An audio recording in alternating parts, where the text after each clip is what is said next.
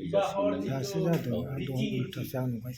এইমতে আলাপ আলোচনা কৰি সিদ্ধান্তত উপনীত হ'ব পাৰিছোঁ যে অহা ডিচেম্বৰ মাহৰ 15 তাৰিখে গজনপুৰী নিবাসী বিনোদ ব্ৰহ্মৰ ঘৰতেই বিবাহ সম্পন্ন হ'ব। তদুপলক্ষে আমাৰ বড়ো সমাজৰ নীতিমতে দিন তাৰিখ আলাপ আলোচনাৰ মাজত সিদ্ধান্ত হোৱাৰ পিছত যিহেতু এটা আমাৰ মানৱ সমাজৰ সম্বন্ধ থাকে, আমি BBI বুলি কওঁ বড়োত, BBI আৰু BBI অসমীয়াত আমি জানো যে বিয়ৈ আৰু বিয়নী।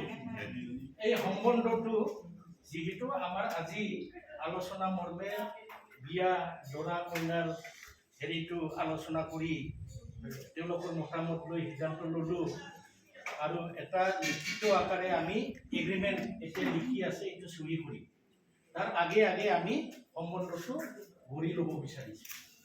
তো এইটোত আমাৰ গাঁৱৰ দেউৰীজন নাই অনুপস্থিত, এই গতিকে ময়ে ইয়াৰ দায়িত্বটো লৈ কামটো সমাপন কৰিব বিচাৰিছোঁ। তাত যদি ভুল ত্ৰুটি হয় ক্ষমা কৰিব।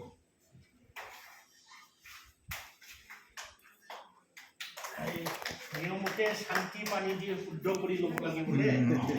ভগৱানৰ নাম লৈ শান্তি পানী ছিটাই দিব বিচাৰিছোঁ। ওম শান্তি, ওম শান্তি, ওম শান্তি। তো একো নাই, ইতিমধ্যে কথাটো মই কৈয়ে গ'লোঁ। আৰু মেছেজ সকলে ওচৰত থাকিলে আৰু ভাল লাগিব, ভাল লাগে না বস্তুটো।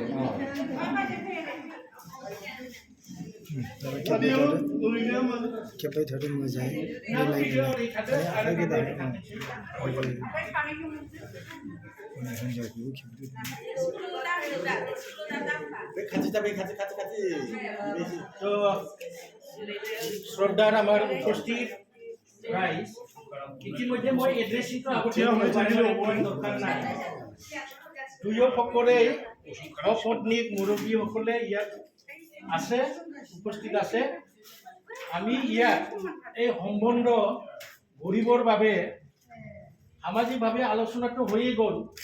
এতিয়া সম্বন্ধ গঢ়াৰ কাৰণে আমি আনুষ্ঠানিকভাৱে আমি ঈশ্বৰৰ নাম লৈ এই সম্বন্ধটো গঢ়িম।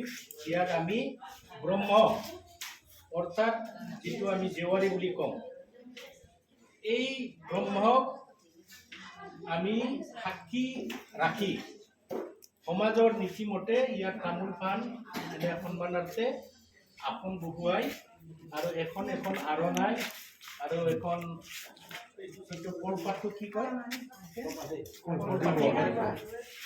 শুদ্ধিকৰণৰ কাৰণে এই কলপাতত আমি এই আসনটো দিছোঁ। এইটো লৈ আমি সম্বন্ধটো কৰিম। তো আপোনালোকে উঠক।